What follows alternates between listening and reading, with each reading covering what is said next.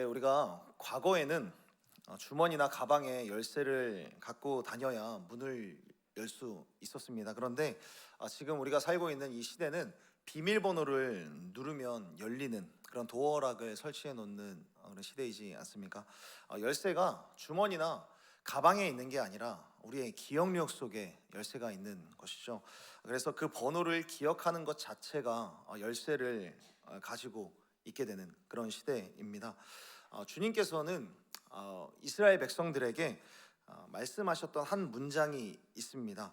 신명기에 10번에 걸쳐서 나오는 문장인데, 너희는 여호와를 기억하라라는 말씀을 여러 번 반복해서 하나님께서는 이스라엘 백성들에게 말씀하셨습니다. 이스라엘 역사에서 그들의 앞을 가로막고 있는 거대한 장벽과 성벽을 만나게 되고 역사에 도전이 있을 때마다 주님께서는 너희는 여호와 하나님을 기억하라라고 말씀하셨습니다. 그리고 그 말씀에 응답하여서 이스라엘 백성들이 여호와 하나님을 기억하고 그리고 하나님의 말씀에 순종했을 때에 주님께서는 그 사람이 한 사람이든 그리고 한 공동체이든 어떠한 집단이든 하나님을 기억하는 그 사람들을 통하여서 위대한 역사와 승리를 만들어 내셨습니다. 하나님은 신명기에서 그리고 신명기뿐만 아니라 모든 성경을 통하여서 모든 세대에 걸쳐서 말씀하고 있습니다. 너희는 여호와를 기억하라.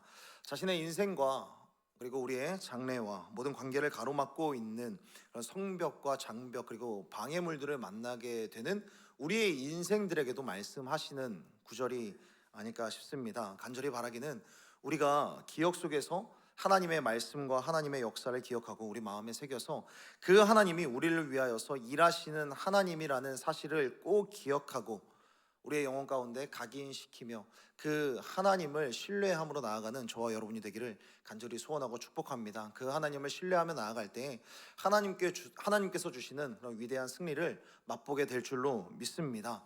하나님께서는 청년의 때건 노년의 때건 반드시 명확한 기억력을 가지라라고 말씀을 하고 있습니다. 에베네셀의 하나님, 여기까지 나를 인도하신 하나님이 앞으로의 우리의 삶까지 열어주실 그 하나님, 여호와 이레의 하나님을 아브라함이 만났던 것처럼 우리 역시 지금까지 나의 인생을 인도하여 주신 그 하나님을 기억하며 나아갈 때 우리의 앞길을 여시는 그 하나님을 만나고 그 하나님과 동행하며 나아갈 수 있는 저와 여러분이 되기를 간절히 소원하고 축복합니다. 언제나 앞으로 나아가야 하는 우리네 인생 속에서 언제나 장벽과 성벽을 만나게 될 때에 우리들은 어떻게 해야 되는가? 오늘은 이러한 주제로 말씀을 나눠보려고 합니다. 성벽을 무너뜨리는 믿음. 이 주제로 말씀을 나눌 때에 여러분들의 인생을 가로막고 있는 그런 성벽과 장벽을 내가 어떻게 대해야 되는지 그것을 깨닫고 하나님의 말씀대로 살아갈 수 있는 저와 여러분이 되기를 간절히 소원하고 축복합니다. 우리 이 시간에 함께 먼저 1절과 2절의 말씀을 다시 한번 좀 읽어봤으면 좋겠습니다. 우리 1절과 2절의 말씀 함께 읽겠습니다. 시작. 이스라엘 자손들로 말미암아 여리고는 굳게 닫혔고 출입하는 자가 없더라. 여호와께서 여호수아에게 이르시되 보라, 내가 여리고와 그 왕과 용사들을 내 손에 넘겨 주었으니. 아멘. 여리고라고 하는 장벽 앞에 섰었던 이스라엘과 여호수아와 이스라엘은 도무지 건널 수 없을 것만 같은 그런 성벽 앞에서 무엇을 했는가? 우리 역시 이와 똑같은 그런 상황을 만나게 될 텐데 우리들은 무엇을 기억해야 하는가? 여러분 죄송하지만 따라서 해주시면 감사하겠습니다. 피할 수 없는 도전에는 이유가 있다. 다시 한번 따라서 해주시면 감사하겠습니다. 피할 수 없는 도전에는 이유가 있다. 이유가 있다. 이스라엘 백성들이 앞에다가 두고 있는 이 여리고성은 어떤 성이냐면 역사가들은 고대의 중동과 그리고 서방 아시아까지 합쳐서 이 여리고성이 가장 오래된 성으로 보고 있습니다. 여리고는 기원전 9,000년부터 도시의 형태를 띠고 있었다라고 이야기를 합니다. 그 전부터 수많은 전쟁을 통하여서 파괴와 재건이 반복되었고 그것이 반복됨을 통하여서 그 규모가 계속해서 확대됨은 물론 그의 성벽과 성읍이 끊임없이 보완되고 강도가 끊임없이 강해졌던 도시가 바로 이 여리고라고 하는 성입니다. 그러면서 가장 빠르게 도시화가 이루어진 도시가 여리고였고 그리고 중앙 집권 체제가 이루어진 도시가 여리고였고 그리고 가장 빨리 철기 문명이 들어온, 철기 문명이 자리 잡은 곳이 여리고였습니다. 또한 이 여리고라고 하는 이 도시의 성벽을 살펴보면 외벽과 내성벽이 있었습니다. 외성벽은 높이가 12m가 되면서 높이 넘어올 수 없도록, 사람들이 넘어올 수 없도록 높이를 담당하는 성벽이었고, 외성벽 안쪽에는 내성벽이 있었습니다. 그리고 그 내성벽의 높이는 6m에 지나지 않았는데, 그러나 두께가 6m여서 아무리 많은 사람들이 밀어도 넘어가지 않을 정도로 그렇게 강한 철의 요새로서 있었던 곳이 바로 여리고였습니다. 그러니까 외성벽은 높이를 담당하고 있고, 내성벽은 두께를 담당하고 있으면서 어떤 외세의 침입으로부터 여리고 성을 지킬 수 있도록 그렇게 설계가 되었던 것이죠. 반면 이러한 여리고를 앞두고 있는 이스라엘 백성들은 어떤 민족들이었습니까? 이스라엘 백성들은 이제 막 애굽에서 해방이 되어서 체계적인 군사 훈련은 물론이고 어떤 정예 부대조차 조직되어 있지 않은, 어떻게 보면 오합지졸에 불과했었던 민족이었습니다.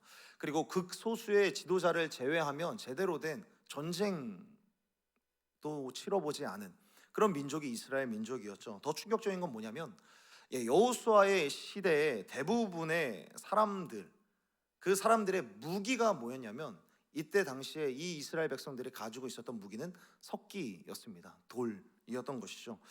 반면에 여리고는 무슨 무기를 썼다고요? 철기 문화를 가지고 있었죠.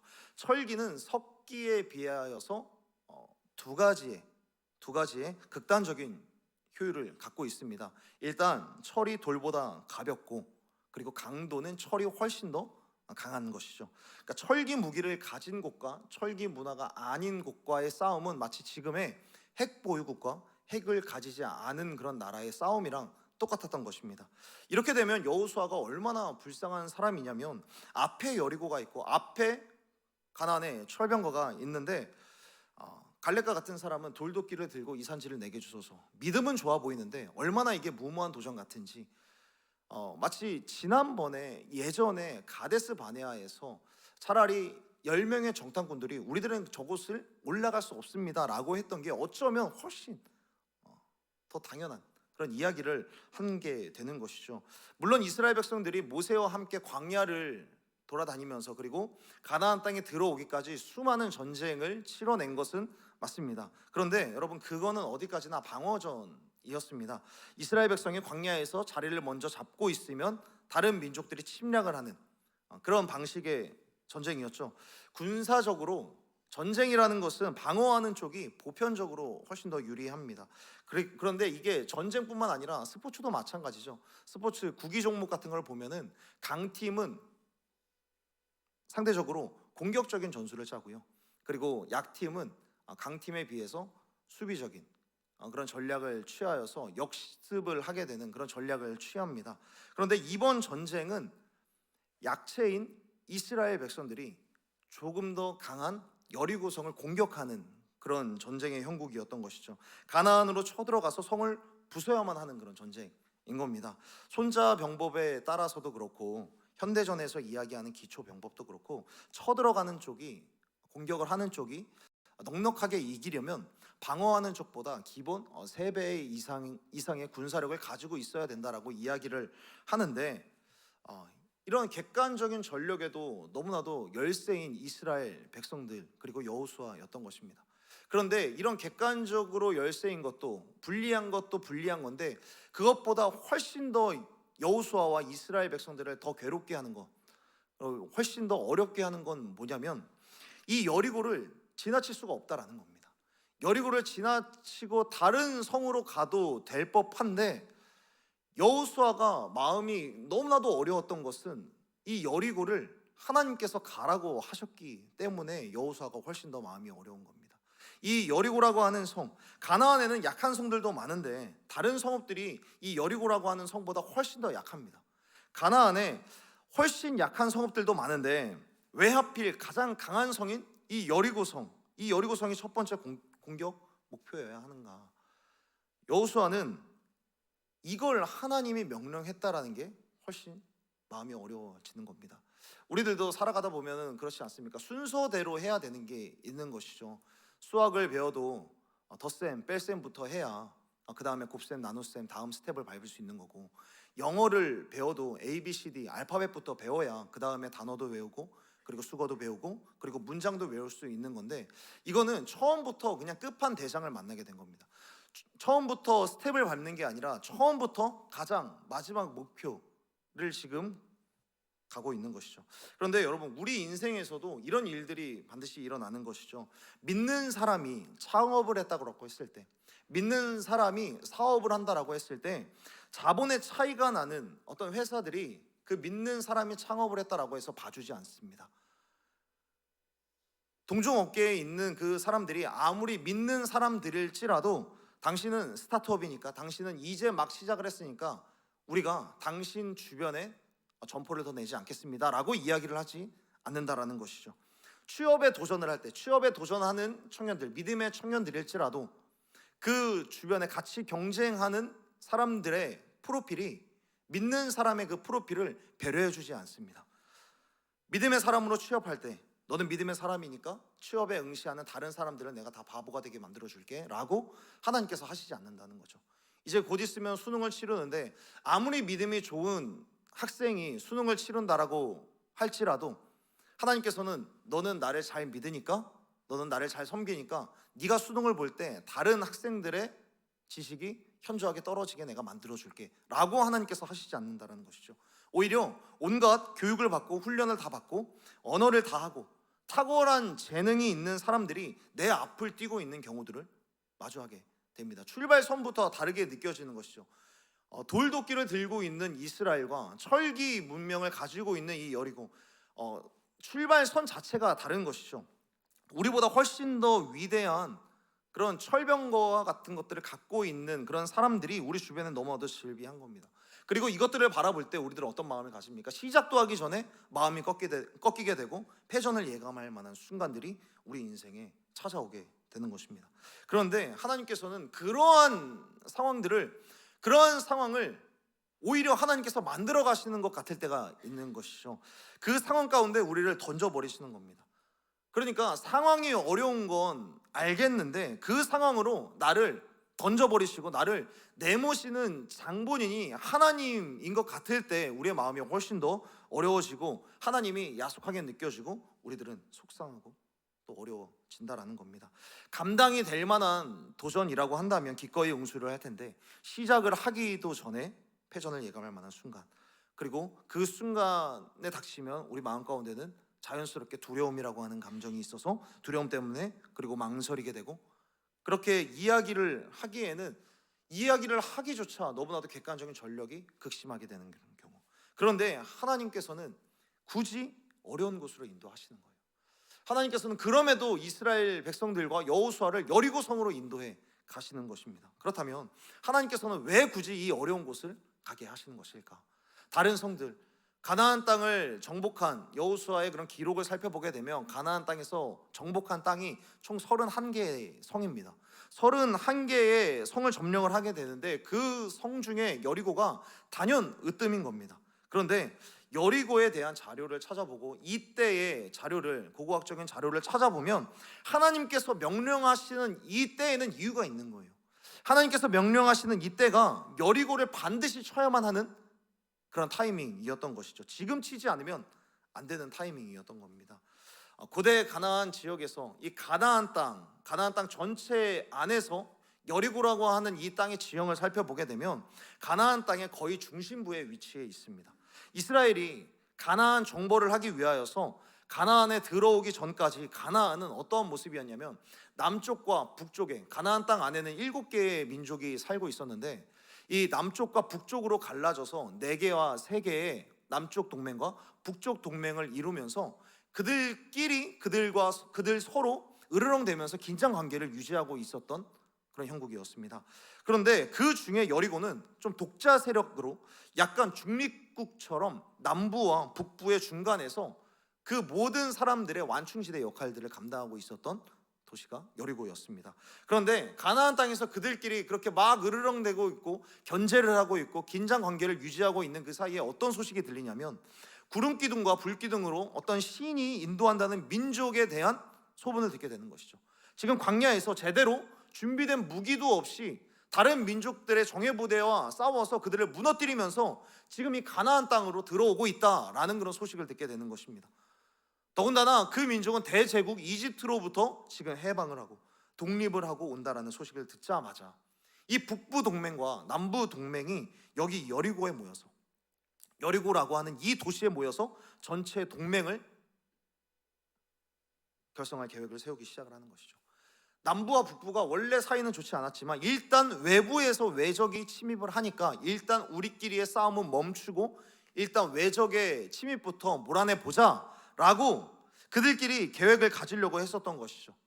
그런데 이거를 여리고에서 전체 동맹 회담을 가지려고 하는데 이때 이스라엘이 여리고를 점령하기 시작을 한 겁니다. 여호수아가 여리고를 먼저 치게 되니까 남부와 북부가 어떻게 해야 될지를 모르는 거죠. 여리고를 치고 나서 남부와 북부가 함께 힘을 합칠 수 있는 그런 시간을 주지 않는 겁니다. 거기다가 그들끼리의 어떤 챔피언격인 여리고성마저 무너뜨려지게 되니까, 여리고가 와장창 무너지니까 남부와 북부가 싸우려고 하지 않고 오히려 겁을 먹고 두려움 가운데 휩싸여서 어떻게 해야 되나 발만 동동 구르게 되고 있는 겁니다. 남부 동맹과 북부 동맹이 일단 우리 민족이 아니니까 한번 지켜나 보자, 쟤네가 군사력이 얼마나 되나 보자 한번 살펴보고 있는데, 그런데 여리고를 무너뜨리는 그 상황을 보면서 우리들이 쉽사리 달려들어서는 안 되겠다라고 판단을 하고 두렵게 되는 겁니다. 이 두려움은 현실적이었던 것이죠. 감성적이고 상상의 수준이 아니라 그 가나안 땅의 정치 지도자들과 군사 지도자들에게 두려움을 주기에 충분했고, 그리고 그렇게 이야기를 하다가 그들끼리 서로 이야기를 주고받는데, 아니 쟤네들이 어떻게 이 타이밍에 어떻게 이렇게 기가 막히게 여리고를 쳐들어올 수 있는가, 그들끼리 상의를 하다가 그들끼리 결론을 내리는 게 우리들 내부에 첩자가 있을 수 있겠다. 우리 안에 7개의 족속 중에 이스라엘과 화친하려고 하는 그런 족속이 있겠다라고 생각을 하고 그들끼리 서로 또 긴장 관계를 유지하게 되는 것이죠. 그런데 반면에 우리들은 생각을 할 수 있습니다. 여리고가 공격을 당하면 남쪽과 북쪽이 함께 샌드위치로 공격을 하면 좋지 않을까라고 생각을 할 수 있는데, 그런데 그들이 그렇게 할 만큼 서로 간의 신뢰가 좋지 않았던 것이죠. 남쪽과 북쪽이 전력을 함께 보내면 되는데, 그때 북쪽이 만약에 3만 명을 보내고 남쪽이 4만 명을 보내게 됐을 때, 그러면은 남쪽이 더 많이 보내게 되니까 남쪽의 군사력이 조금 더 비게 되지 않습니까? 그럴 때 북쪽이 오히려 남쪽을 더 공격할 수 있다라는 그런 의심도 들기 때문에 쉽사리 여리고에 지원군을 보내지 못하고 있는 것이죠. 그리고 그래서 이 남쪽과 북부 동맹, 이 가나안 땅이 여리고성이 점령되는 그 상황을 어떻게 듣습니까? 그들이 직접 보는 것이 아니라 소문으로 듣게 되는 겁니다. 하나님께서는 지금 이 여리고라고 하는 성을 정확하게 이 땅을 쳐야만 하고 지금 이 시기에 쳐야만 한다라고 여호수아와 이스라엘 백성들에게 말씀하고 있는 것이죠. 피할 수 없는 도전에는 이유가 있었던 것입니다. 쳐야만 하는 땅을, 그리고 쳐야만 하는 그 시간에 공격하라고 명령하시는 그 하나님은 성경 여러 군데에서 말씀하시듯이 진짜 전쟁의 신 여호와셨던 것입니다. 사랑하는 여러분, 하나님의 명령에는 다 이유가 있는 것입니다. 하나님에게는 다 이유가 있으신 거예요. 만약에 하나님께서 나에게 너무 내가 피할 수 없는, 내가 감당하기 어려운 것들을 요구하시는 것 같고 말씀하시는 것 같다라고 느낄 때가 분명히 있을 터인데, 그럴 때 반드시 기억했으면 좋겠습니다. 이 명령을 주시는 데에는, 이러한 도전을 주시는 데에는 반드시 이유가 있다라는 사실을 반드시 믿고 하나님을 신뢰하는 저와 여러분이 되기를 간절히 소원하고 축복합니다.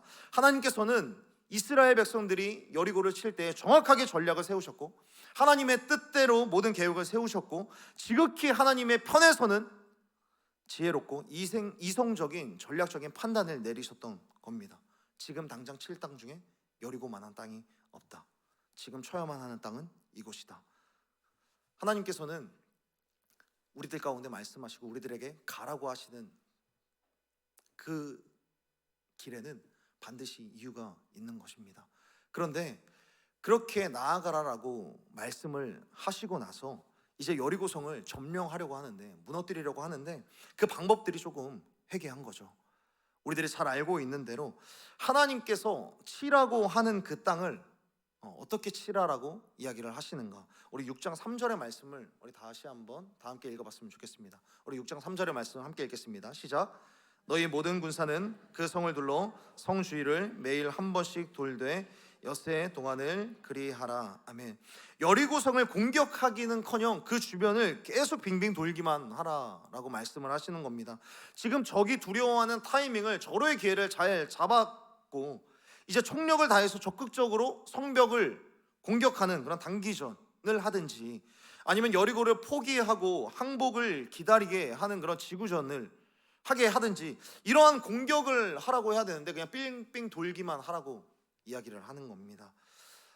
이스라엘에게 있어서는 참으로 어이없고 이해도 안 되는 우스꽝스러운 행진을 요구하시는 것이죠.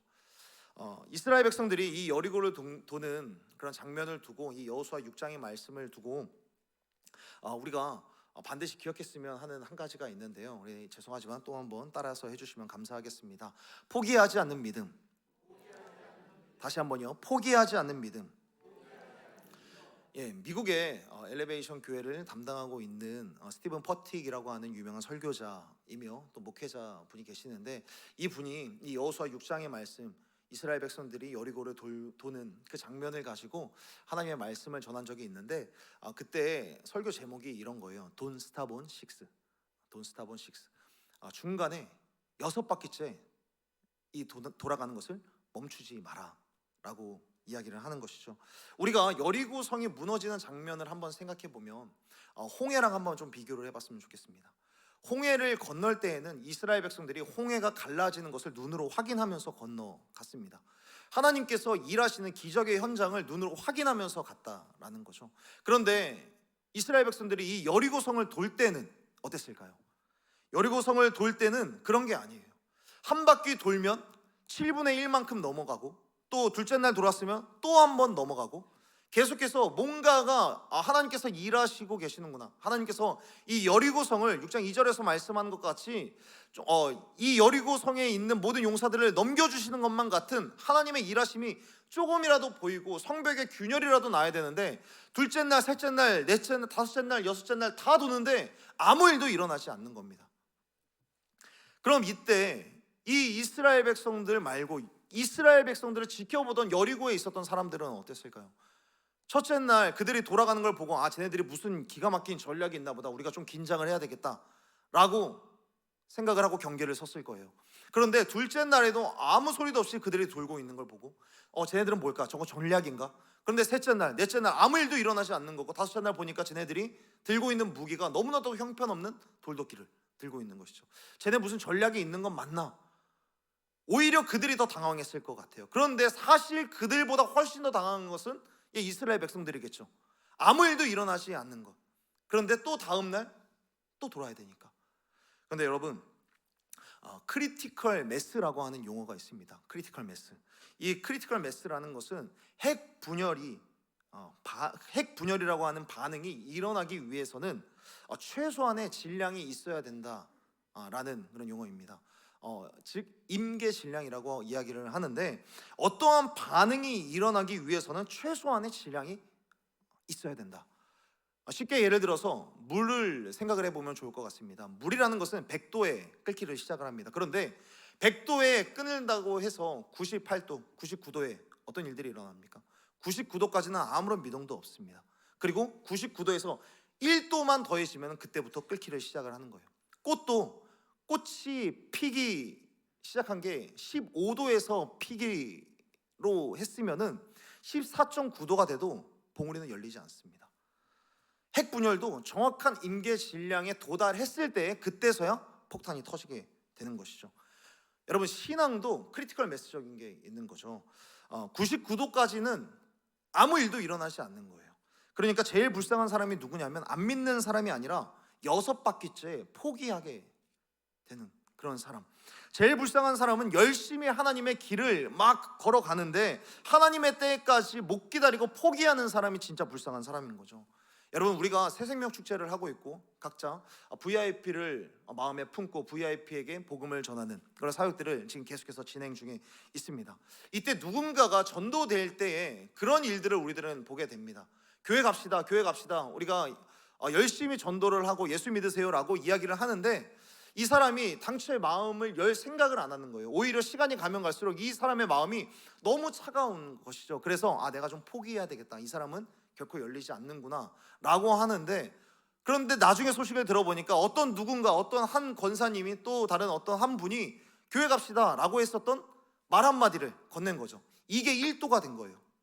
우리가 99도까지는 열심히 데펴서 아무런 미동이 일어나지 않는다고 해서 포기를 했는데, 다른 한 분이 1도의 복음을 전했을 때 그 사람이 교회에 나오게 되고 예수를 믿게 되는 그런 경우가 우리 주변에는 너무나도 많이 일어나게 되는 것이죠. 저는 간절히 바라기를 이번 주 동안 여러분들이 VIP를 찾아가는 여러분의 발걸음 속에서 이 크리티컬 매스, 열심히 짚혔던 것을 마침내 끓게 만드는 그런 전도를 하게 되는 저와 여러분이 되기를 간절히 소원하고 축복합니다. 그렇기 때문에 중간에 포기하지 않으셨으면 좋겠습니다. 끓지 않는다고 해서, 꽃봉우리가 피지 않는다고 해서 거기에서 포기하지 마시고 1도만 한 번 더 하나님의 때를 못 기다리고 포기하는 것이 아니라 하나님의 때를 끝까지 기다리고 포기하지 않고 끝까지 나아갈 수 있는 저와 여러분이 되기를 간절히 소원하고 축복합니다. 하나님이 일하시는 방식이 왜 그런가 생각하지만 그것이 믿음이 아닌가 생각을 해보는 것이죠. 하나님이 약속의 때를 만날 때까지 끝까지, 그런데 그 상황까지 가기에는 우리의 믿음이 때로는 허상처럼 보이게도 되는 것이죠. 그래서 사도 바울이 갈라디아 교회에, 그리고 초대교회 성도들에게 뭐라고 이야기를 하냐면 갈라디아서 6장 9절에서 이렇게 말씀을 합니다. 우리 6장 9절의 말씀 우리 다 함께 읽어봤으면 좋겠습니다. 함께 읽겠습니다. 시작. 우리가 선을 행하되 포기하지 아니하면 때가 이름에 거두리라. 아멘. 여기에서 낙심하지 말지니라고 이야기를 하고 있습니다. 낙심, 여기에서 낙심은 떨어질 마음심이라고 하는 단어인 것이죠. 마음이 떨어졌다, 그러니까 이것을 원어로 살펴보면 빨리 포기하는 겁니다. 빨리 포기하는 것. 갈라디아 교회가 열심히 선을 행하고 있고 주님 오시는 그 날까지 열심히 복음을 전하고 이 진리를 잘 지켜나가고 있는데, 보니까 초대교회 성도들에게 영적인 낙심이 찾아오려고 하는 것이죠. 포기하게끔 만드는 그런 상황들이 계속해서 일어나는 겁니다. 그런데 사도 바울이 보니까 이 사람들이, 초대교회 성도들이 조금만 더 하면 괜찮은데, 조금만 더 하고 포기하지 않으면 영광의 때를 반드시 보게 되는데 이거를 포기할 것 같으니까 너무 안타까운 거죠. 그러니까 갈라디아서 6장의 말씀을 보면서 낙심하지 않으면 하나님의 때가 이르게 된다, 포기하지 않으면 하나님의 영광의 때를 반드시 보게 될 거니까 하나님의 때에 당신들의 수고가 헛되지 않다는 것을 당신들이 확인하게 될 거다라고 사도 바울은 초대교회 성도들과 갈라디아 교회들에게 이야기를 하고 있는 겁니다. MLB의 유명한 야구 선수였었던 요기베라라는 선수가 이야기했던 것처럼 끝날 때까지 끝난 게 아니다, 주님이 끝이라고 말하기 전에는 끝내서는 안 되는 것입니다. 주님이 여기에서 그만해야 한다라고 말하기 전에는 여러분 그만하지 않는 겁니다. 당신을 위한 약속의 때가 올 때까지, 여러분들을 위한 약속의 때가 올 때까지 포기하지 않을 수 있는 힘, 그 믿음이 하늘로부터 주어지게 되기를 간절히 소원하고 축복합니다. 그래서 우리가 매일 새벽마다 나와서 기도로 하늘의 문을 여는 이 기도를 하고 있는 것 아니겠습니까? 매일 새벽마다 나와서 하늘의 문을 열고, 하나님, 내가 끝까지 포기하지 않는 믿음과 힘을 허락하여 주옵소서, 하늘의 문을 여시고 하늘의 은혜를 허락하여 주옵소서, 매일 새벽마다 우리가 나와서 기도해야 되는 것이죠. 하나님께서 여러분 각 사람에게 끝까지 견딜 수 있는 힘을 주시기를 예수님의 이름으로 축복합니다. 여러분의 신앙도 일평생, 여러분들의 기도도 일평생, 그리고 주님께서 걸어가신 그 길을 끝까지 따라가는 그 길을 일평생, 인생의 마지막 날까지 지킬 수 있는 그런 믿음의 저력을 갖게 되는 하나님의 사람들이 되기를 간절히 소원하고 축복합니다. 그러므로 잠시 VIP를 향한, 그리고 하나님의 비전을 향한 걸음을 잠시 포기하고 멈추고 있다면 다시 그 성벽 앞으로 나아가는, 성벽 앞을 걷기를 포기하지 않는 저와 여러분이 되기를 간절히 소원하고 축복합니다. 그때 주님께서 역사하실 것을 믿습니다. 우리 여호수아 6장 9절과 10절의 말씀을 우리 함께 읽어봤으면 좋겠습니다. 우리 9절과 10절 말씀입니다. 함께 읽겠습니다. 그 무장한 자들은 나팔 부는 제사장들 앞에서 행진하며 후구는 궤에 따르고 나팔을 불며 행진하더라. 여호수아가 백성에게 명령하여 이르되 너희는 외치지 말며 아무 말도 내지 말라. 그리하다가 내가 너희에게 명령하여 외치라 하는 날에 외칠지니라 하고. 아멘. 성벽을 무너뜨리는 믿음 세 번째는 무엇인가? 따라서 해주시면 감사하겠습니다. 미움 받을 각오를 한 믿음. 받을 각오를 한 믿음. 다시 한번 따라서 해주시면 감사하겠습니다. 미움 받을 각오를 한 믿음. 여호수아가 하나님으로부터 말씀을 들었습니다. 이제 매일 하루에 한 바퀴씩 돌아라 라는 그런 말씀을 들었는데, 이때 여호수아가 가장 먼저 침묵의 선봉대로 서는 것이죠.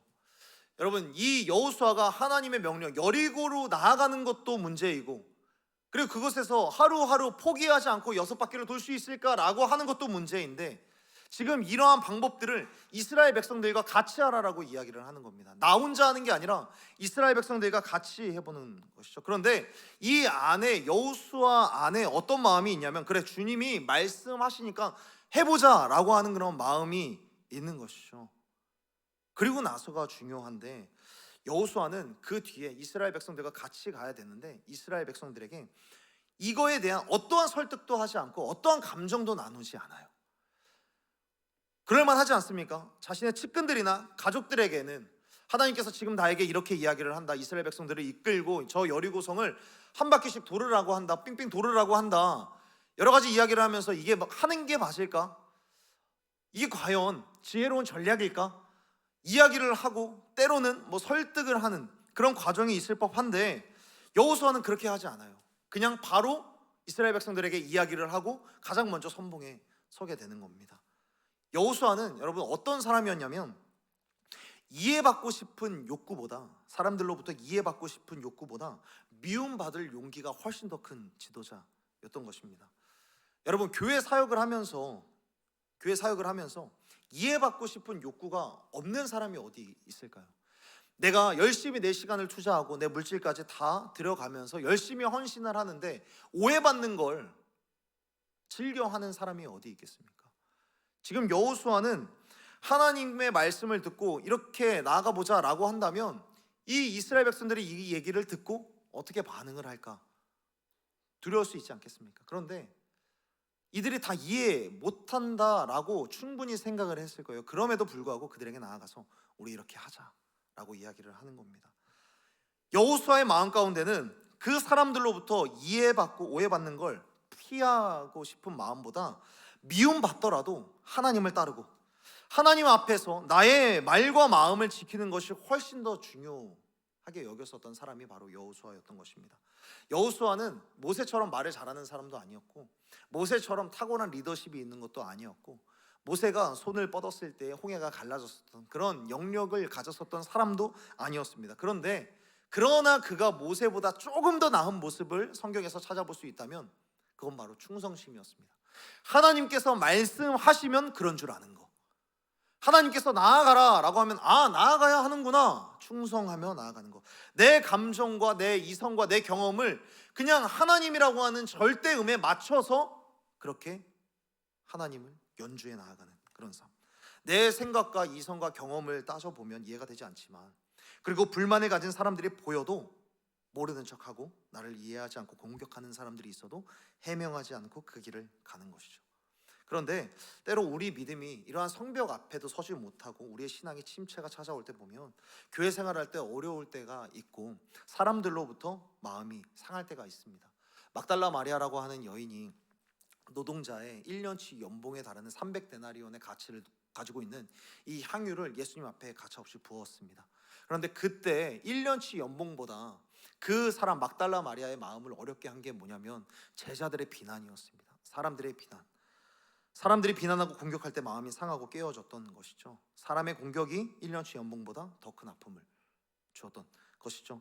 사람들이 흔들리면 나도 같이 흔들리고, 사람들이 나를 오해하고 비난하면 내가 뭐 하려고 이렇게까지 열심히 신앙생활을 하나라는 그런 생각이 들 때가 있습니다. 교회에서 지금 나를 알아주는 것도 아니고 사람들이 오히려 나를 오해하고 나를 미워하고, 그럴 때마다 우리들은 그치, 하나님께서 나에게 이렇게 공격받으면서까지 신앙생활을 하기를 원하시진 않을 거야, 그러면서 그만두면 되는 거 아닐까?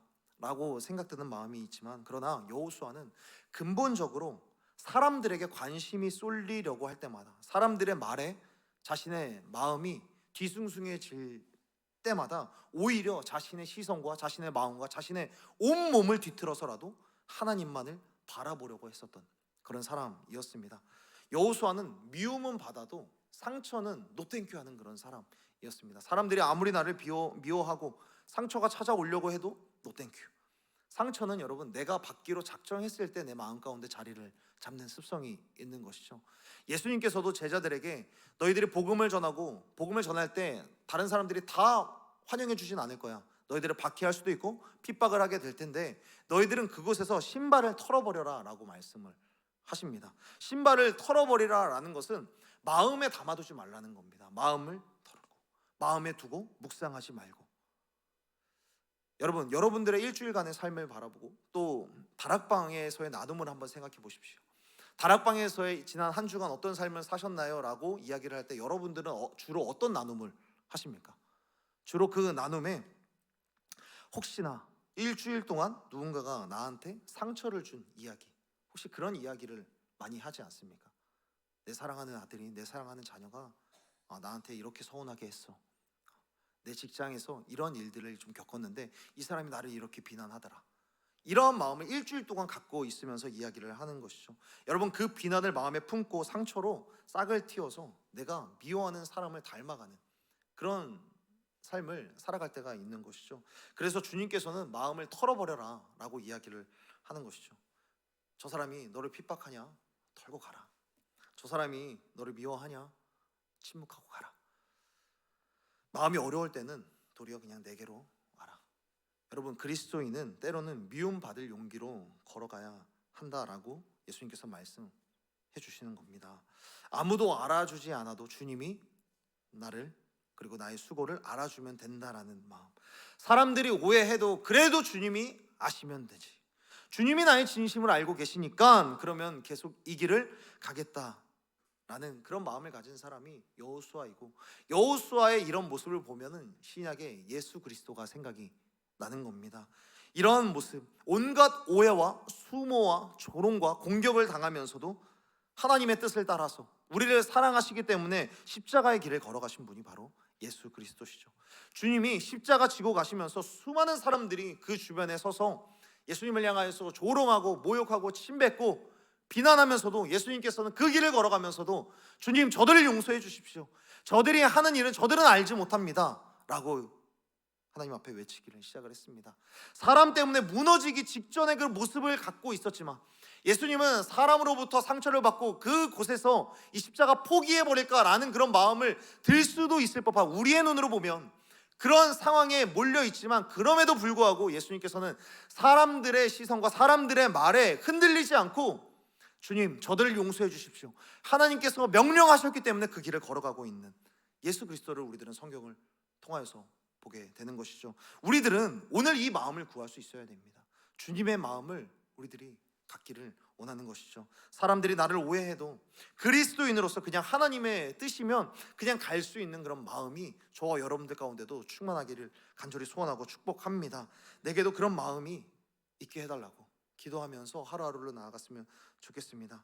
여러분의 가족이 여러분들을 이해해 주지 않고 여러분이 사랑하는 사람들이 여러분들을 오해할지라도 하나님, 내가 이 길을 끝까지 걸어갈 수 있는, 사람들의 오해와 또 사람들이 이해해 주지 않는다고 할지라도 하나님께서 명령하시고 하나님께서 이들을 사랑하라 라고 말씀하셨기 때문에 내가 이들을 사랑합니다 라고 말할 수 있고 또 이들의 마음까지도 다 받아줄 수 있는 그런 강력한 방어력을 내게 허락해 주십시오 라고 기도하면서 우리들은 나아갈 수 있어야 하는 것입니다. 말씀을 정리하겠습니다. 사랑하는 성도 여러분, 우리의 신앙생활은 어쩌면 너무나도 단순합니다.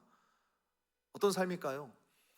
우리의 목자 대신 하나님의 음성을 듣고 그냥 그 음성에 따라가면 되는 겁니다. 비록 그 음성을 듣고 따라가는 그 길 가운데 우리 마음과 우리의 생각 가운데 잡념이 날 수 있겠죠. 잡음이 날 수 있을 것입니다. 그런데 그 잡념과 잡음이 생기지 않도록 우리의 마음 가운데 하나님 순전함으로 허락하여 주시고 담대하게 하나님의 말씀에 순종함으로 나아갈 수 있게 해달라고 우리들은 기도하며 나아갈 수 있어야 하는 것이죠. 그래서 우리들은 단순한 하나님의 말씀을 듣고 이 단순함을 넘어 순전함으로, 그리고 순전함을 지나 담대함으로 나아갈 수 있는 믿음의 사람들이 되기를 간절히 소원하고 축복합니다. 하나님께서 말씀하시면, 하나님께서 걸으라 라고 말씀하시면 우리들은 걸으면 되는 겁니다. 하나님께서 올라와라 라고 하면 올라가면 되는 것이고, 하나님께서 머물러라 라고 말씀하시면 우리들은 그 자리에서 머물면 되는 것입니다.